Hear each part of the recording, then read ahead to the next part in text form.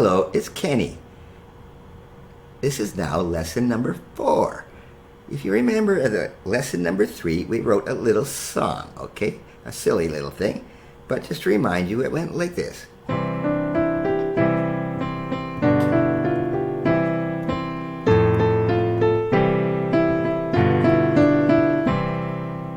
Very simple, 3 chords, C, G, and F were all we used.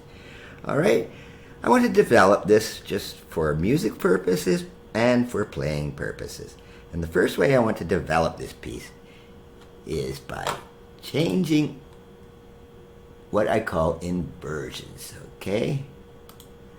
All right, what an inversion is, you've got your C chord, which is C, E, G.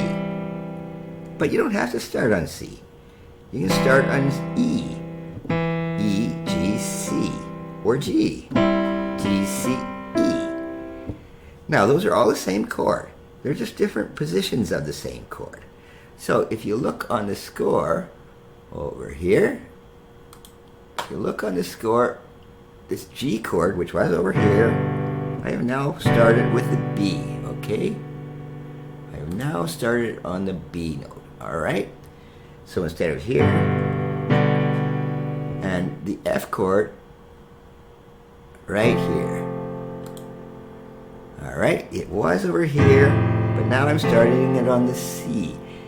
All right, same chord. But let's see if you can tell the difference when I play it now with using some inversions.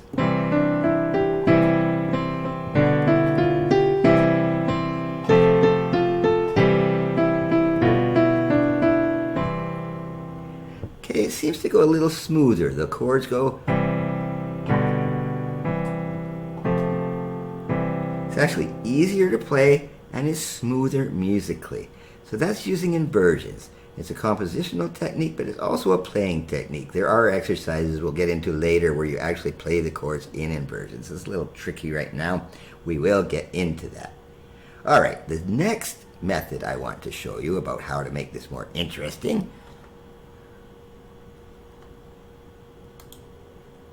Okay, I call this broken chords or something. Now, if you look at the sheet music, I don't have solid chords anymore. I broke them up.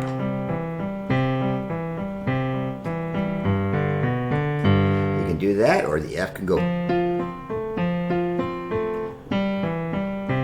All right, you don't have to have these big clunky things all the time. Sometimes you want that, sometimes you don't. So, this version sounds like this.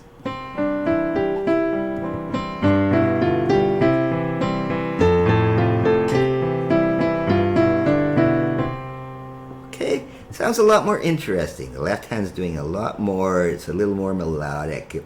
It's not just clunking around. All right, then it got really ridiculous, okay?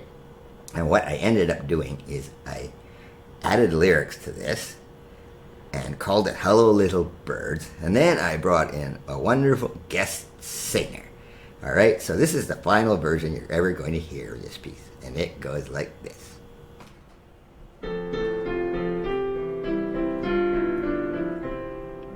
Hello little birds with feathers oh so pretty. Hello little birds with your silly little beaks.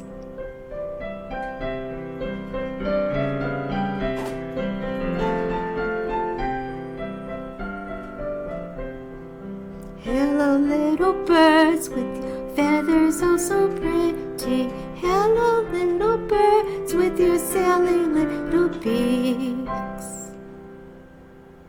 I thank my guest singer so much for that. Believe me, that is the last time you're going to hear this piece. We are moving on. In the next lesson, we're going to change keys from C into the key of G, and I'll write a much more serious piece. It's going to be a waltz, and the last one was a children's piece. This one won't be. It'll be a little more serious and a little more complicated. In the meantime, we have to move on to another exercise. And guess what we're going to do for an exercise?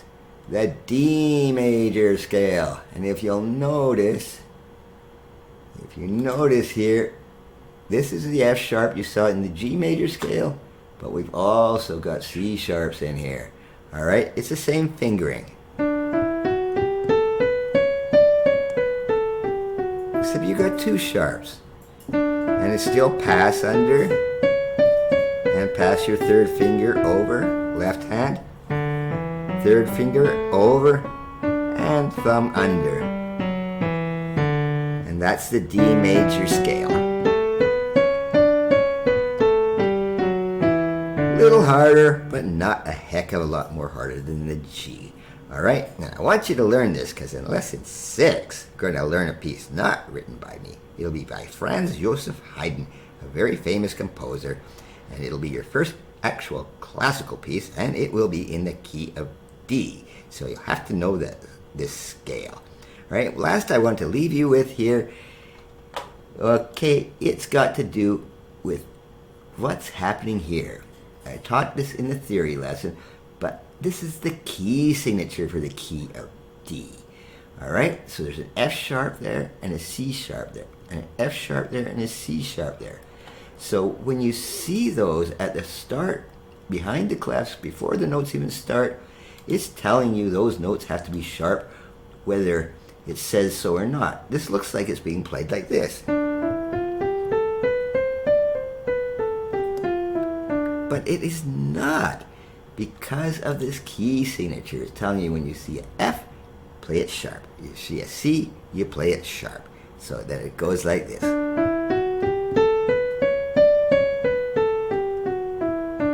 Alright, it's exactly the same.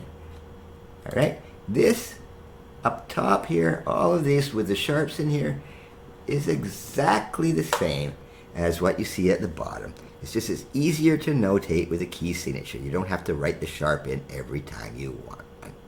Alright, thank you. That was lesson number 4. And lesson number 5, we will move on. Thank you.